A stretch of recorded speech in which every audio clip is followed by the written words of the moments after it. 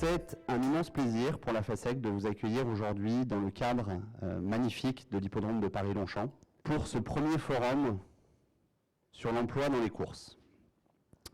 Ravi de voir le trot, le galop, l'obstacle se réunir ensemble sur les enjeux d'emploi.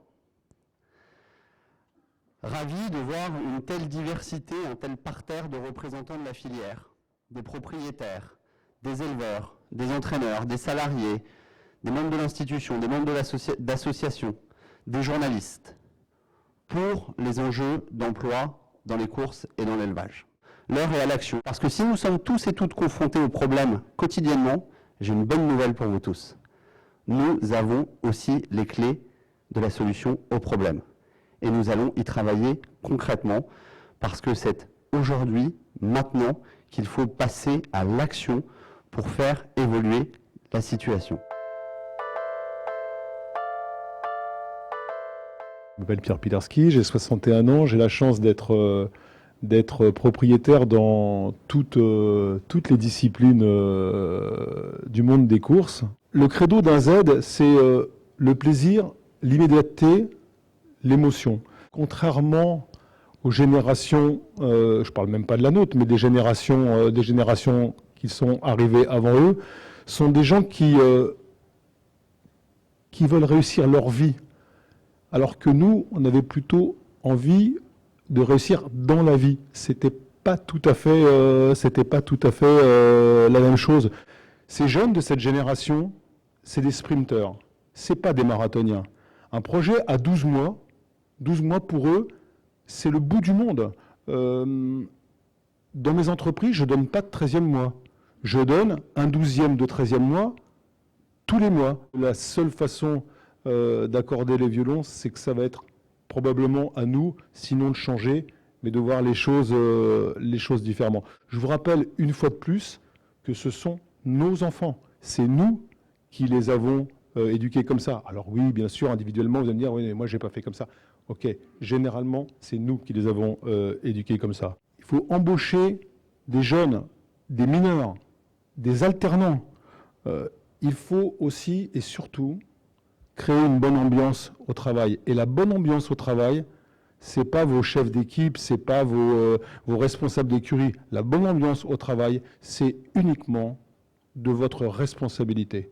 J'ai peur que demain, ça soit plus pour des histoires de trésorerie ou des impayés que les entreprises disparaissent, mais par un manque de personnel. Et ça, c'est quand même un petit peu gênant. Encore une fois, c'est à nous de nous adapter. Quelques réflexions, quelques pistes. Le jour où cette personne part pour X raisons, eh bien justement, demandez-lui pourquoi il part, pourquoi il s'en va. Et là, vous allez apprendre plein de choses, c'est pas forcément agréable, plein de choses sur vos entreprises et parfois même un peu sur vous-même. Il faut aller du plus sympa au moins sympa. Je m'explique.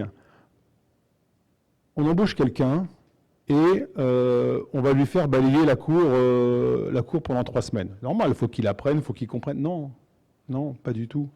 Parce que, ça se trouve, il n'y aura pas de 4e semaine, la personne va s'en aller, et en fin de compte, ce n'était pas forcément un agent d'entretien que vous vouliez, mais dans votre esprit, vous trouviez que c'était sympa de le tester un petit peu. C'était mieux avant, peut-être. Je suis pas certain. Est-ce que nous sommes aujourd'hui des exemples? J'en suis pas certain non plus.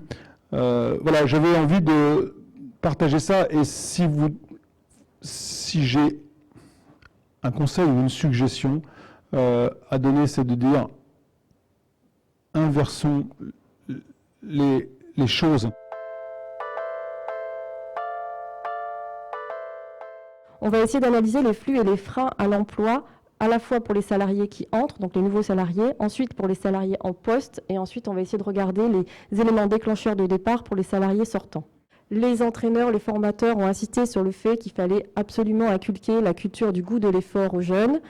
Autre point d'amélioration, il y a la continuité dans l'activité physique dans l'alternance, où les jeunes aimeraient leurs conditions physiques soient aussi bien maintenues en entreprise, donc pendant leur période de stage, que pendant leur période en centre de formation.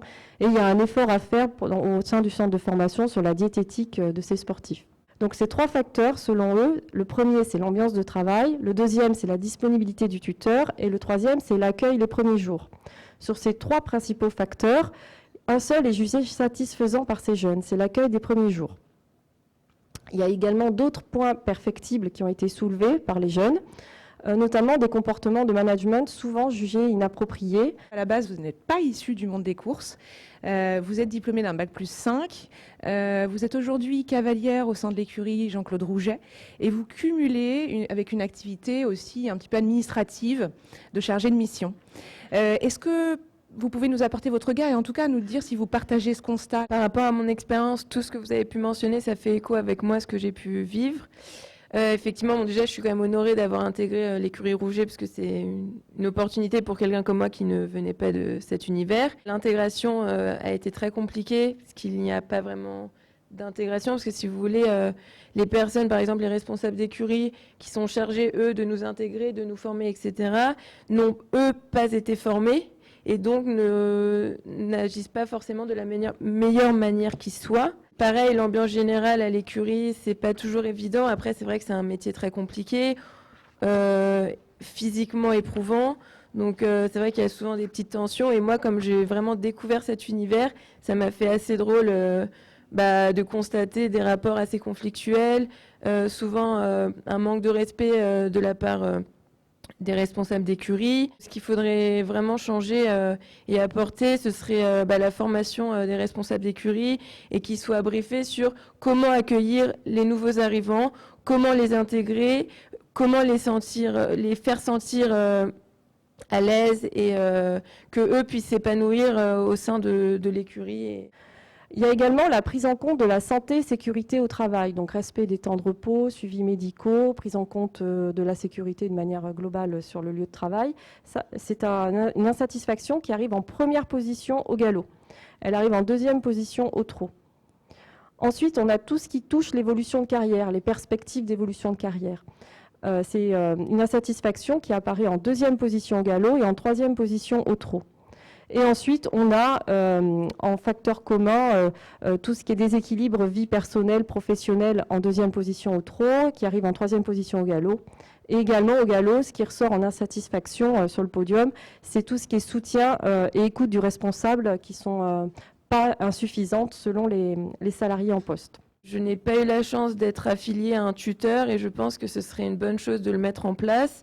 Système de parrainage, il faudrait peut-être plus les écouter et instaurer un système de bienveillance, enfin vraiment que les gens puissent s'entraider, ce qui manque un peu dans les écuries de course. On constate qu'il y a encore un management qui est plutôt inadapté aux différentes étapes de la carrière et des conditions d'emploi au final qui sont peu attractives. Donc ces 2 facteurs-là, ce sont a priori les principales causes d'insatisfaction et de reconversion du secteur. Donc la pénibilité sur le travail chez Selecta, c'est les personnes qui se lèvent à 4 heures du matin, qui sont sur la route, qui interviennent sur des machines.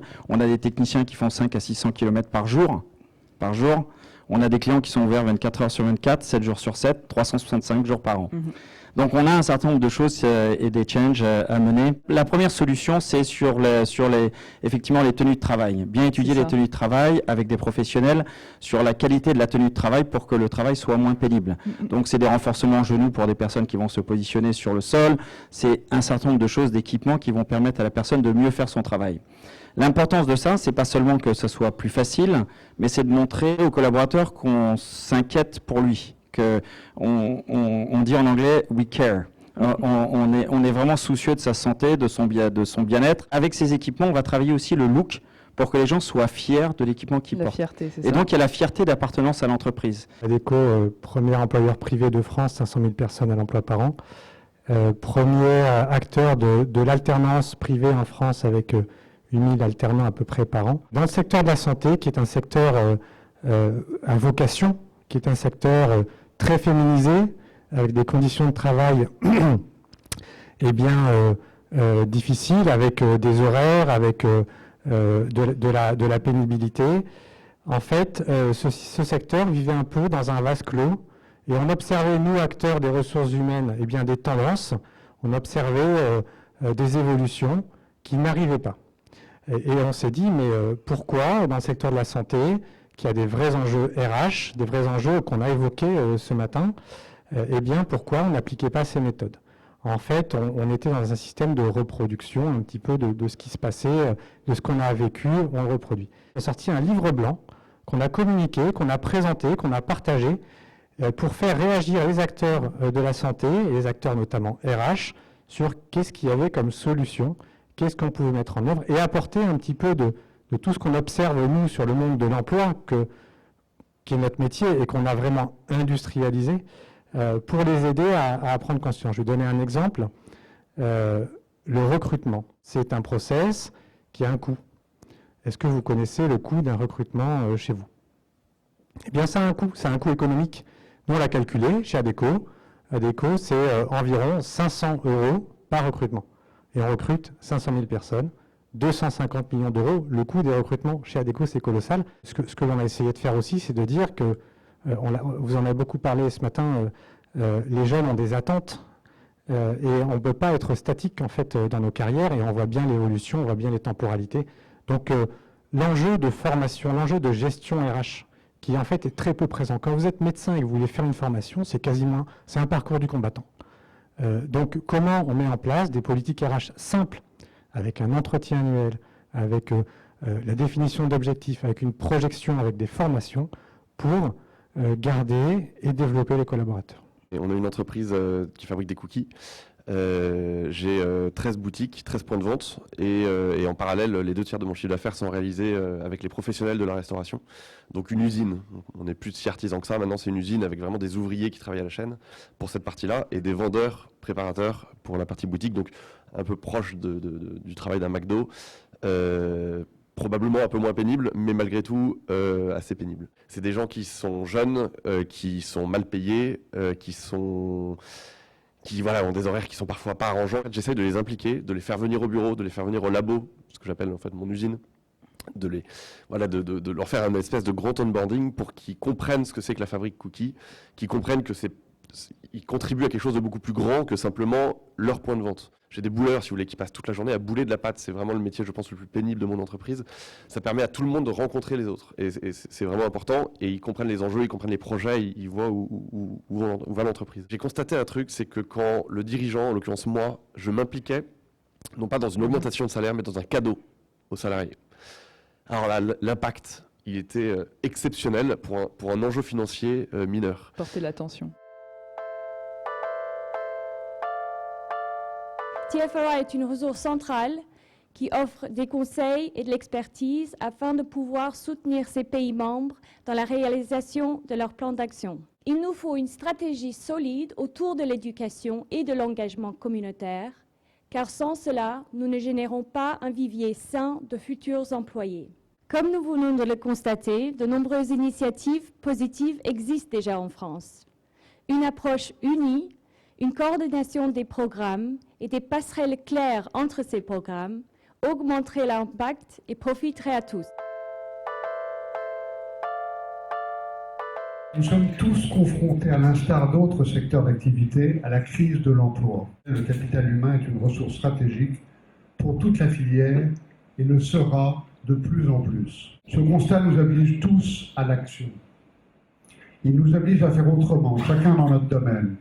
Sachons nous inspirer de ce qui a été fait dans beaucoup d'autres secteurs. Ce sont autant d'inspiration et d'appel à agir. Les expériences menées dans ces secteurs doivent nous guider pour communiquer positivement sur nos métiers et se rappeler que les petites actions du quotidien ont plus d'impact que les grands projets sans lendemain. Nous avons collectivement les clés pour réenchanter le monde. Les courses, attirer les jeunes, et ce sera les professionnels, les grands gagnants de demain. Comment mieux accompagner les employeurs? Comment offrir des conditions meilleures de travail au sein des écuries ou dans les havres? Comment partager les bonnes pratiques? Nous devons être la locomotive de cette transformation, mais n'oublions pas que seul on va plus vite et ensemble on va plus loin.